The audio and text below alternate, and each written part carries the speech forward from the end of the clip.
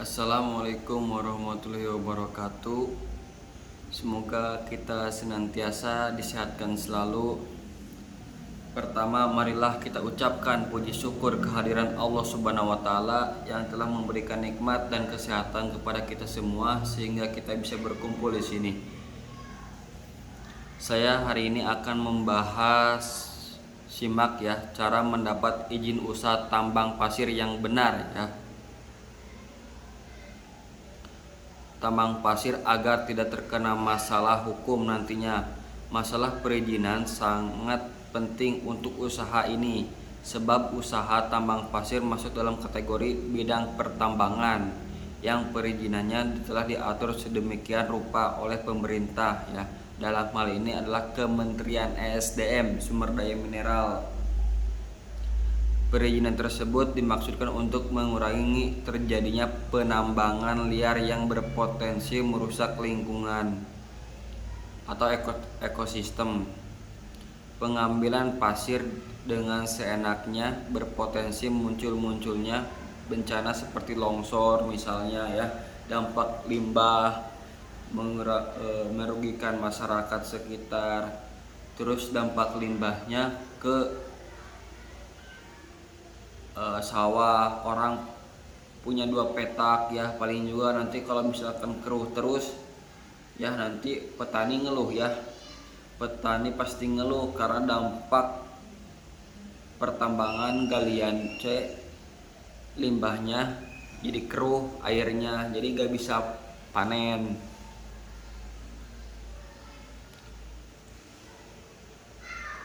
Yang satu tahapnya untuk pengurusan tingkat kabupaten ya, tingkat kabupaten. Tahap pertama untuk mengurus izin tambang pasir dilakukan pada tingkat kabupaten atau kota ya.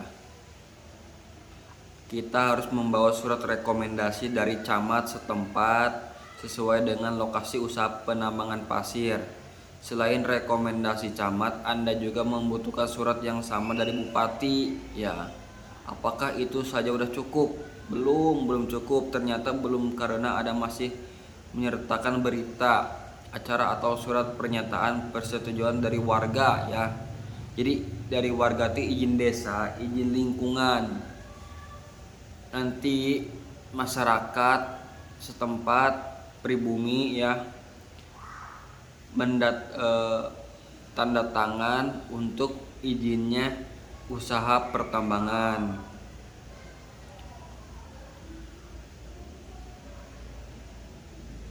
Yang kedua, mengajukan berkas izin ke DPM PTSP setempat ya. Setelah semua dokumen pernyataan pada nomor 1 lengkap, selanjutnya Anda harus mengajukan berkas permohonan izin ke Dinas Penanaman Modal ya dan Pelayanan Terpadu 1 Pintu DPM PTSP setempat. Kemudian DPM PTSP akan melakukan verifikasi atau pemeriksaan pada semua kelengkapan dokumen yang kita ajukan. Yang ketiga, pengajuan berkas izin ke Dinas ESDM setempat.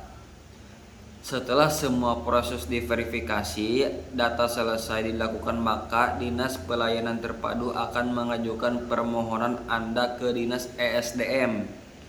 Selanjutnya akan dilakukan diskusi dan pertimbangan terhadap berkas permohonan Anda secara teknis. Selanjutnya, Dinas ESDM akan melakukan monitoring lapangan berkaitan dengan lokasi izin yang digunakan untuk usaha. Di samping itu, Dinas ESDM juga akan melakukan verifikasi administrasi. Jika semua proses verifikasi sudah selesai dilakukan, Dinas ESDM akan memberikan jawaban atas permohonan yang Anda ajukan. Jika permohonan izin usaha tambang Anda disetujui, Dinas ESDM akan mengeluarkan penertiban SK izin usaha pertambangan eksplorasi. Yang keempat, sekarang melengkapi laporan yang diperlukan. Apakah setelah SK izin usaha pertambangan ditertibkan oleh Dinas ESDM berarti Anda bisa langsung menjalankannya? Ternyata belum bisa juga karena banyak tahapannya. Ternyata tidak ada masih harus melengkapi beberapa laporan yang diperlukan seperti laporan rencana kerja, eksplorasi, reklamasi, anggaran dan juga studi kelayakan. Lalu ajukan lagi dokumen berupa laporan tersebut kepada Dinas Pelayanan Terpadu setempat yang kemudian akan kembali melakukan koordinasi dengan Dinas ESDM. Jika dirasa sudah memenuhi kualifikasi dan persyaratan barulah dikeluarkan izin operasi penambangan pasir. Yang kelima, sekarang membayar jaminan reklamasi. Sebelum Anda mengambil surat izin operasional usaha penambangan pasir, maka wajib untuk memberikan jaminan reklamasi. Cara pembayarannya adalah melalui bank menggunakan model deposito. Untuk biayanya sendiri, jika luas tambang pasir di bawah 2 hektar, maka jumlah yang harus dibayar adalah 5 juta ya, dalam jangka waktu sekian tahun selama masa operasional usaha.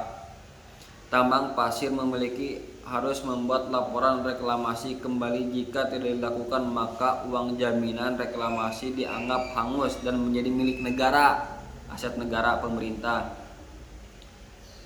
Itulah beberapa syarat untuk izin usaha tambang pasir agar nantinya kita tidak terjerat masalah hukum terkait legalitas dengan izin tersebut. Diharapkan kerusakan alam akibat penambangan ilegal bisa dihindari dan usaha Anda bisa dijalankan dengan lancar sesuai izin yang berlaku. Anda juga berkonsultasi dengan pakar hukum ya, perizinan daya terkait izin usaha lainnya. Ya, segitu tahap perizinan pertambangan galian C ya. Jadi kita banyak dampaknya pertambangan galian C, dampak positif, dampak negatifnya juga ada. Dampak positifnya ya kita butuh pasir untuk pembangunan infrastruktur, pembangunan rumah ya. Kemudian dampak negatifnya juga banyak. Yang satu, merusak lingkungan, ekosistem rusak ya. Jadi rawan longsor. Jadi jaminan reklamasinya ya nggak akan seperti semula lagi, tetap susah ya. Penataannya tetap susah karena kan udah diambil pasirnya. Itu yang sesuai prosedur untuk minerba yang baru ya.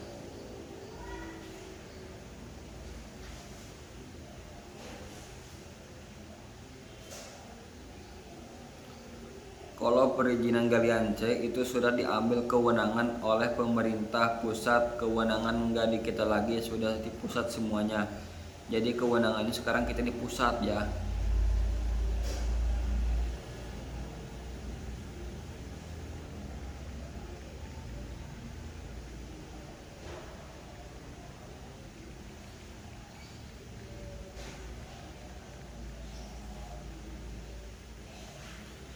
Kalau secara dampak pertambangan terhadap lingkungan adalah penurunan produktivitas lahan, kepadatan tanah bertambah, terjadinya erosi dan sedimentasi, terjadi gerakan tanah atau longsoran, terganggunya flora dan fauna ya. Flora dan fauna itu adalah hewan, terganggunya kesehatan masyarakat serta terdampak perubahan iklim mikro ya.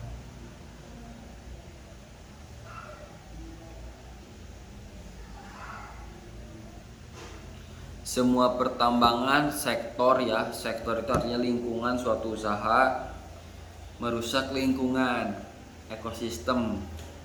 Tapi kita harus bisa meminimalisir agar pertambangan sesuai aturan. Saya tuh kasihan yang punya izin ya, yang punya izin tidak laku karena banyak sekarang pertambangan ilegal yang tidak mempunyai izin ya.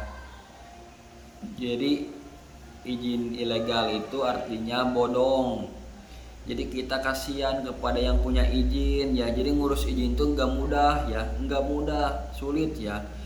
Biayanya mahal, harus nunggu, nggak boleh produksi sebelum izin keluar ya. Makanya saya menghimbau aparat segeralah ambil tindakan yang pertambangan galian pasir yang tidak mempunyai izin segera dihimbau ya, segera disita aja, dipersuasif, datangi dulu ya, datangi dulu terus kemudian tanyakan izinnya ada enggak, kalau tidak ya ilegal, himbau dulu, persuasif, kebaikan ya, nasihatan. Kalau misalkan dia yang ngeyel, laporkan aja yang punya kewenangan ya. Banyak galian pasir yang ilegal karena 10 tahun baru ketemu ya, 10 tahun baru ketemu tuh. Wah, itu izinnya gak ada, bayar pajak enggak, negara rugi, lingkungan rusak, ekosistem ya. Dia yang menguntungkan diri sendiri, tidak memikirkan orang lain ya, pengen memperkaya diri sendiri ya. Segera aparat, jadi harus ada fungsinya, aparat itu ambil tindakan, jangan hanya sekedar teori dasarnya. Kalau sudah tahu, pengalaman ilmunya kita praktekkan di dunia nyata ini. Kasihan yang punya izin akhirnya tidak laku pasirnya. Jadi pas supir-supir itu membeli pasirnya yang harganya murah. Kenapa harga murah? Karena tidak punya izin ya. Beda yang punya izin, harganya mahal, tapi kualitas pasirnya memang sama, tidak ada bedanya. Ini pasirnya sedot, ini sedot ya, gak ada bedanya. Cuman ini mahal, ini murah. Apa bedanya? Ini yang memiliki izin, yang ini tidak memiliki izin. Akhirnya mobil supir itu, mobilitas itu pasti belinya yang murah. Yang penting belinya yang murah ya. Mau tidak punya izin, mau punya izin itu urusan orang lain ya. Supir mah gak ada urusan untuk menanyakan izin, bukan urusannya. Yang penting beli harganya murah.